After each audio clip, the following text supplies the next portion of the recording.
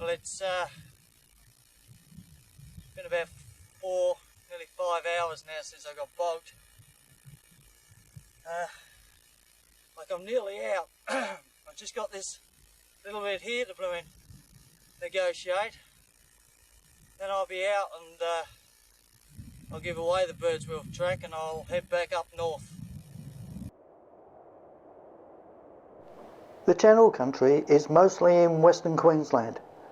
It gets the name from the numerous floodplains that only flow occasionally. The last half hour I've been on the Birdsville Track.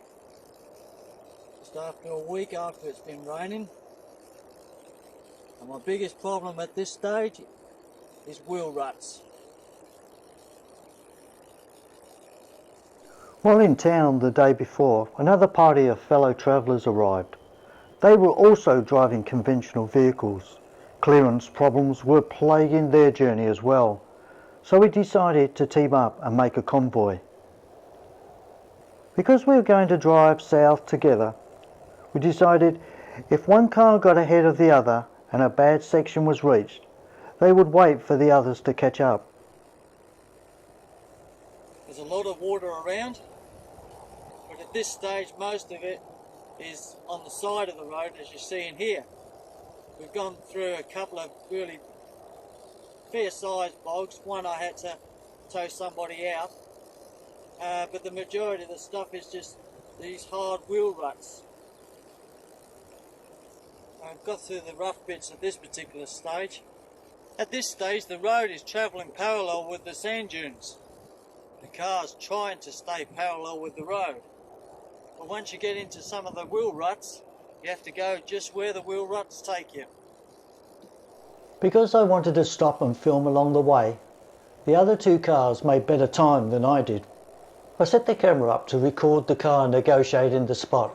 The plan was to keep one set of wheels on the top of the ridge and the other set of the wheels in the rut. I got about halfway through the section when the car slipped off the top ridge and finished up with all 4 wheels in the ruts.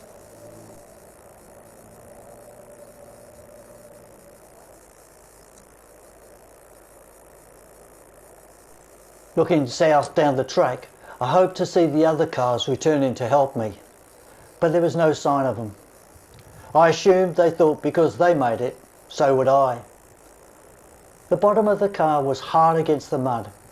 It was 11 in the morning and I was stuck fast.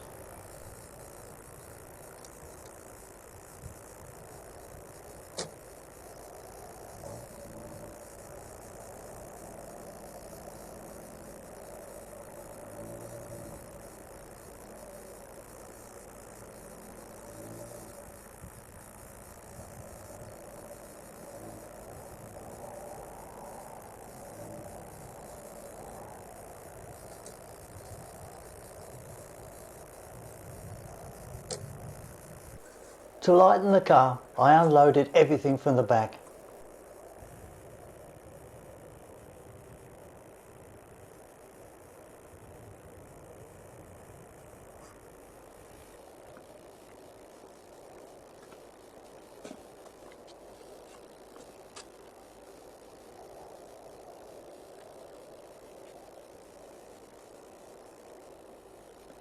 That's got rid of a fair amount of weight.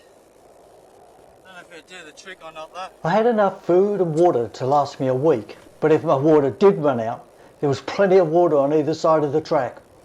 With no idea if I was going to free my car north or south of my predicament, the gear was split at both ends of where I was stuck, then got to work digging myself out.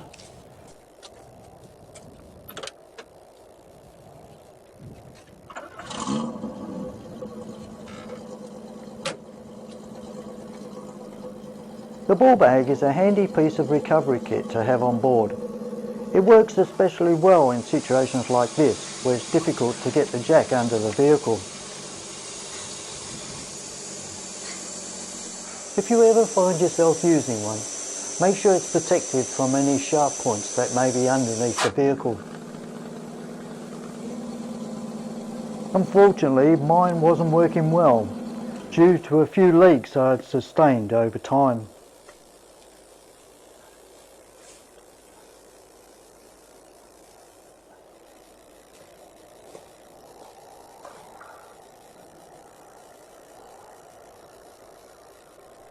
Clearing the mound that imprisoned the car took a long time. When I had some of it cleared, I put the car in reverse and used the car as a plough to flatten the mud. The main problem was I had to do this in sections because I couldn't get enough momentum to do it all in one go. After a couple of hours of digging, I took a rest and did a piece to camera explaining what had been happening. It's been about 4, nearly 5 hours now since I got bogged. Like I'm nearly out. I've just got this little bit here to negotiate. Then I'll be out and I'll give away the Birdsville Track and I'll head back up north. I'm about 71 kilometres south of Birdsville. I've managed to get, almost out. But this bit here is a bit that's holding me up. There's a gymkhana at Birdsville. Now, I know 2 people come from Clifton Downs, Clifton Hills, which is quite a few kilometres down the road. Now they're going to come back this way, I know. They might stay for the whole weekend and come back Sunday or Monday. This is Saturday. I'm in a worse position this time than I was the last time because I've just got no clearance again. I checked it out and I thought, right, if I could just kind of come down, put one wheel on the bottom of the ridge and the other one on top of the ridge, and just take it easy, I could get through. But I slipped off, and when I slipped off, I finished up being on both sides of the rut and bottomed. And on the other side, I've scored a whole heap of area where I've been, at least 3 car lengths. I've moved it back, and at this stage, I've got about 2 car lengths, and I'm out of this. It's just this big lump here. It's getting warmer, but it's not too hot. I've got plenty of water, plenty of food. I can just set the tent up on the side. But I really don't fancy, having a tent all set up and when somebody comes along and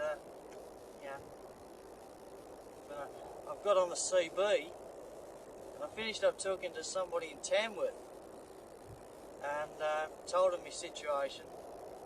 I filled out an alert card when I left Birdsville, but I didn't see the copper personally. But when I filled it out, I thought, well, this, it's the best thing to do. I always thought of, getting stuck on the Birdsville, but when you do it, it's so much fun.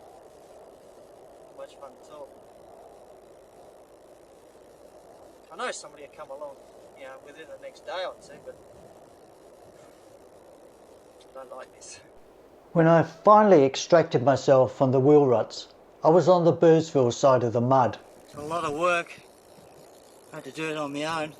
Well, I got myself into the spot on my own, so I only deserve to fix it up on my own. But like I promised earlier, it's about 2 hours ago, last time I videoed, so I'm heading back to Birdsville. The Birdsville's beat me for this particular trip. I'm not going to come back this way until I got a 4-wheel drive or high clearance. That's the only thing that beat me, was the high clearance, or lack of. What a mess. It's about 4 o'clock now. Got those 70 odd kilometres to get back to town. Before I could return to Birdsville, I had to reload the gear, which took up valuable daylight hours.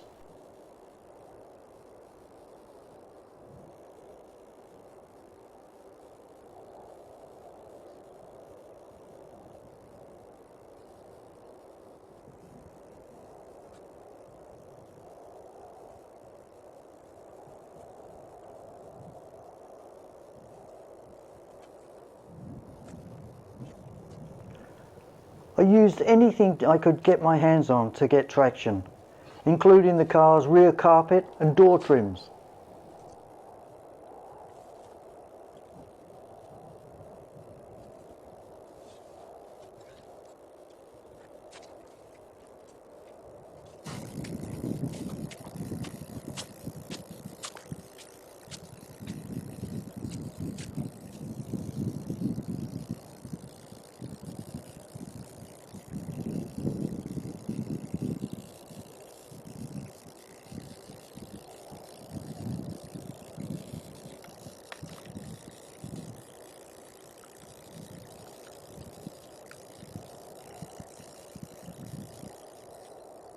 Spots where I was getting stuck in,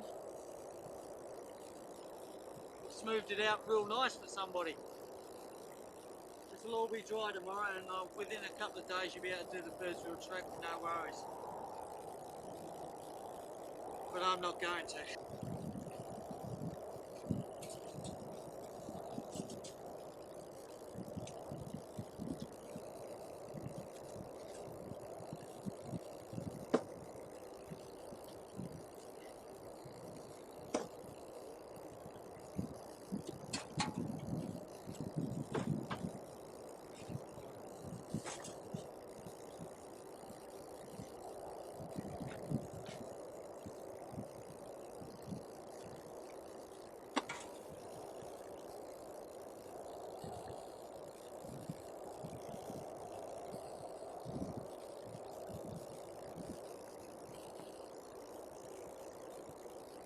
I'll remember this area for a long, long time.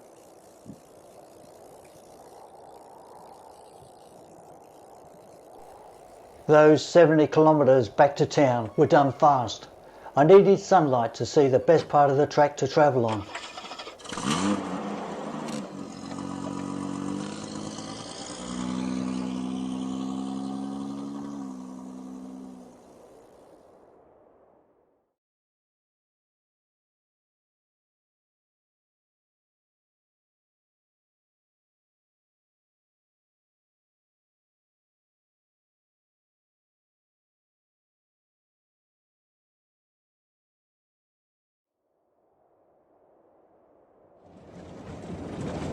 After giving away the Birdsville Track and heading back to Birdsville, decided that with the help of these people in four-wheel drives and caravans in front of me, I'd attempt to get to Batuta and Windara. It's going to be pretty rough after Batuta, but at this stage the road's in pretty good nick.